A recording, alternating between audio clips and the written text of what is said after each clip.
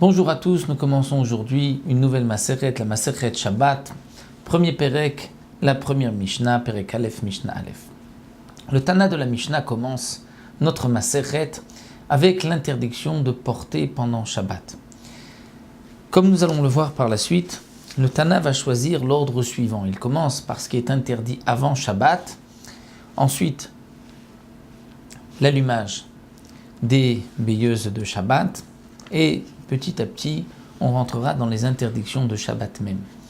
Comme nous verrons par la suite qu'il y a certaines précautions dans la troisième Mishnah à avoir avant Shabbat pour ne pas transgresser et porter pendant Shabbat, donc le Tana de la Mishnah commence par cette première Melacha, qui est une des 39 Melachot interdites pendant Shabbat, qui est l'interdiction de porter, de sortir ou de rentrer un objet ou toute autre chose d'un domaine à un autre. Donc ça, le Tana va nous l'expliquer, nous allons le développer dans la première Mishnah et nous reverrons ces enseignements aussi par la suite. Alors le Tana nous dit Yetziot HaShabbat, les sorties, c'est-à-dire sortir d'un domaine à un autre, que ce soit le sortir ou le rentrer, puisque lorsqu'on le rentre, on le sort aussi d'un autre domaine. Il y a Shtaim Shen Arba Bifnim, deux cas qui font 4 à l'intérieur. Et 2 cas, Shtaim Shen Arba Bachutz, qui font 4 à l'extérieur. Que signifie 2 qui font 4 à l'intérieur et à l'extérieur? Nous allons tout de suite le voir. Tout d'abord, nous devons définir les Reshuyot, les domaines. Nous savons qu'il y a 4 domaines dans Shabbat. Il y a le domaine privé, Reshut HaYachid, qui est défini non pas par une propriété, c'est-à-dire parce que ce domaine appartient à un particulier, donc il est privé, mais plutôt comment il est disposé, de quoi il s'agit. C'est-à-dire, si nous avons un endroit qui fait un minimum de 4 tfachim sur 4 tfachim, 4 palmes sur 4 palmes, et qui a des mechitzot, c'est-à-dire des murs d'une hauteur de 10 tfachim, ceci est considéré comme un domaine privé, Reshut HaYachid. De ce domaine privé à un domaine public, au Reshut HaRabim, nous avons l'interdiction de sortir ou de rentrer tout objet.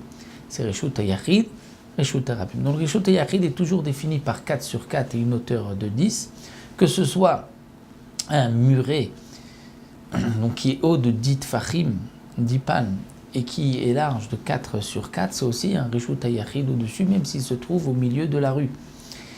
Ou donc s'il y a des mechitzot et c'est à l'intérieur, ou même si c'est un trou qui est profond de 10 tfachim, large de 4 sur 4, c'est un Reshut HaYachid.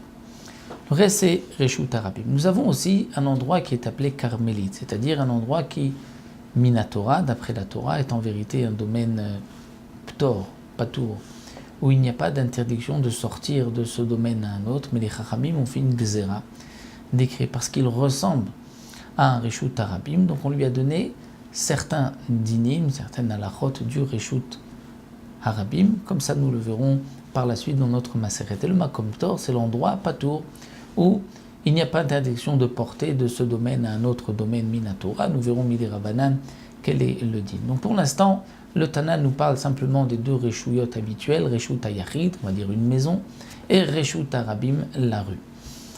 Bachutz et Bifnim, c'est par rapport aux pauvres et aux riches. Le riche, c'est-à-dire le balabait, celui qui se trouve dans la maison, et le pauvre, c'est celui qui vient réclamer de la nourriture, il est à l'extérieur, et il tend sa gamelle, son assiette, et le balabait va lui mettre du pain, lui mettre de la nourriture, et le pauvre va sortir son assiette, ou bien le balabait va tendre la main, prendre des mains du pauvre l'assiette pour ensuite la remplir et la remettre dans les mains du pauvre. Donc c'est là que nous allons voir qu'il y a Shtaim, 2 qui font 4, c'est-à-dire 2 interdictions Minatora, qui font 4 Midi Rabanan. Bifnim à l'intérieur, c'est-à-dire pour celui qui est à l'intérieur, le balabait qui est dans sa maison. Et Shtaim Shen Arba, 2 qui font 4, pour celui qui est Bachutz à l'extérieur, c'est-à-dire pour le pauvre.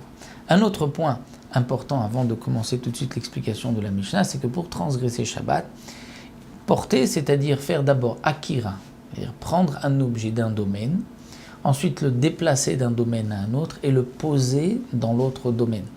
Lorsqu'on prend un objet du Reshut HaYachid, on le sort dans le Reshut Harabim, il faut le poser pour transgresser Shabbat ou bien s'arrêter, puisque lorsqu'on s'arrête, c'est comme si on pose l'objet. Mais si on continue sans s'arrêter, il n'y a toujours pas de transgression de Shabbat Minatora. Midei Rabbanan, nous verrons que c'est interdit. Donc Minatora, il y a 3 points importants. La Akira, c'est-à-dire détacher, lever l'objet de l'endroit où il se trouve, ou s'il est sur moi. Lorsque je suis à l'arrêt, marcher, me déplacer, c'est aussi une Akira, puisque la Akira de l'homme, c'est aussi la Akira de l'objet qu'il tient dans ses mains. La Ahavara, le passage d'un domaine à un autre, et la Anacha, posée dans l'autre domaine. Donc là, le Tana nous dit Ketsat. Voici comment nous allons avoir 2 qui font 4 à l'intérieur ou à l'extérieur. Il va commencer par le pauvre, donc par l'extérieur. Et Ani Omed Bachutz, le pauvre se trouve à l'extérieur. Balabait Bifnim est le propriétaire de la maison, à l'intérieur dans la maison.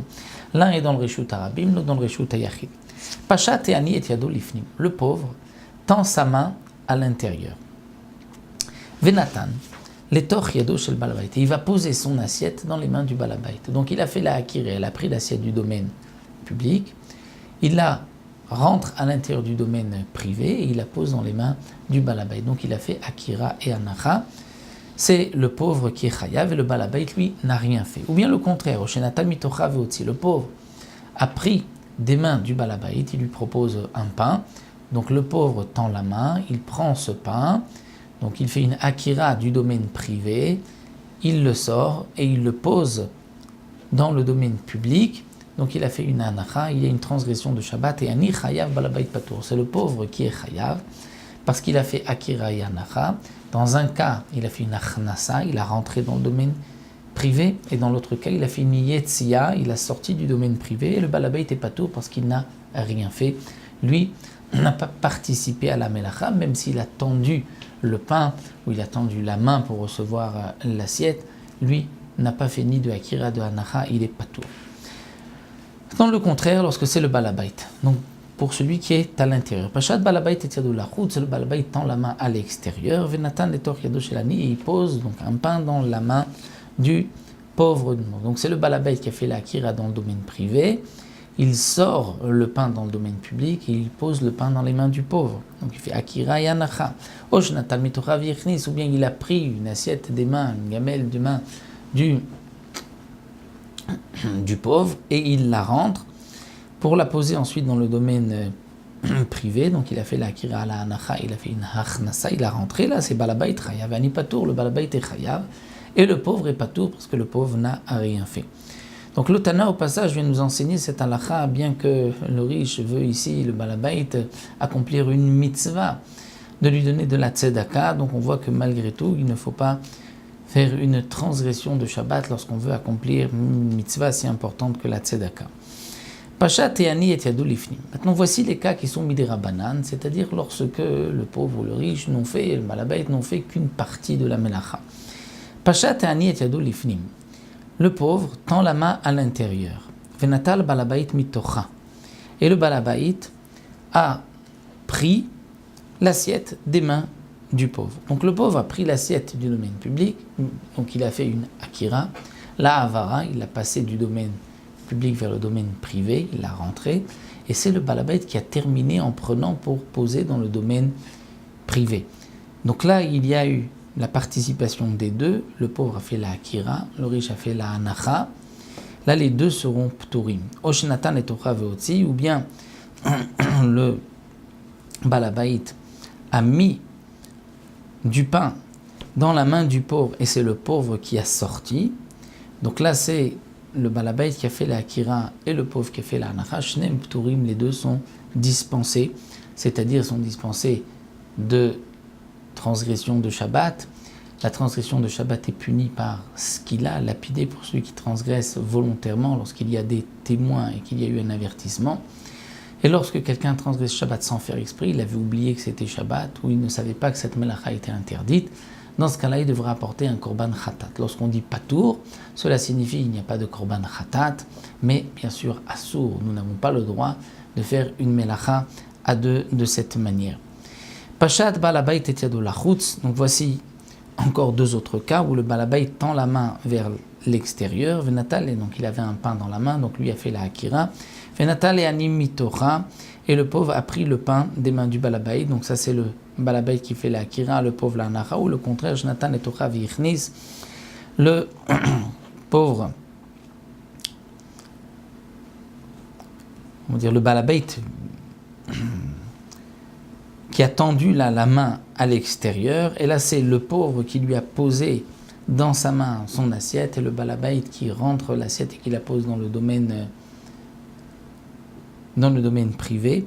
Donc là, c'est le balabait qui a fait juste la anacha, shneim pturim, les deux sont pturim, parce que la melacha s'est faite à deux, comme nous l'avons vu. Donc ce que le Tana voulait nous enseigner au départ, en nous disant qu'il y avait deux cas, shtaim she'en arba, qui font quatre, le Tana nous parle des deux cas bifnim pour le pauvre, c'est-à-dire bifnim pour le riche et bachutz pour le pauvre. Donc bifnim, prenons le cas du balabait à l'intérieur, les deux cas qui font quatre, c'est-à-dire deux cas lorsque lui a fait la akira et la anacha et il a sorti du pain, ou il a fait la akira et la anacha, il a rentré l'assiette du pauvre, et les deux cas qui font quatre, qui sont donc midirabanan, c'est lorsque le balabait a fait la akira sans faire la anacha.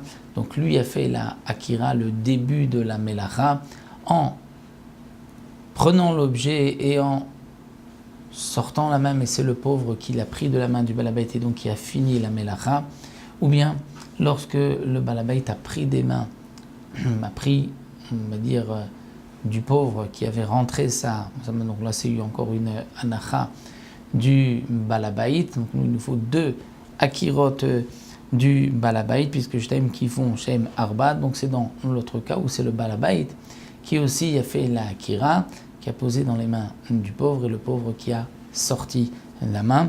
Donc ou bien le balabait sort sa main, ou bien il pose dans la main du pauvre et c'est le pauvre qui a fait la avara. Donc dans les deux cas où c'est le balabait qui a fait la akira, c'est ce qu'on dit, c'est deux, lorsqu'il a fait les akira et anacha, Shem Arba qui font quatre, lorsqu'il n'a fait que la akira. Donc voici pour la première Mishnah, nous avons vu déjà donc le din de la hotsa'a, la akira, la anacha, prendre et poser ensuite, le passage d'un domaine à un autre, le din du pauvre et du riche, minatora midirabanan, minatora lorsqu'il y a eu toute l'action qui a été faite par la même personne, akira, passage d'un domaine à l'autre, et anacha, et lorsqu'il n'y avait que akira, anacha, ce n'est qu'une interdiction midirabanan. Donc voici pour la première Mishnah, on se retrouvera Bezrat Hashem pour la deuxième Mishnah.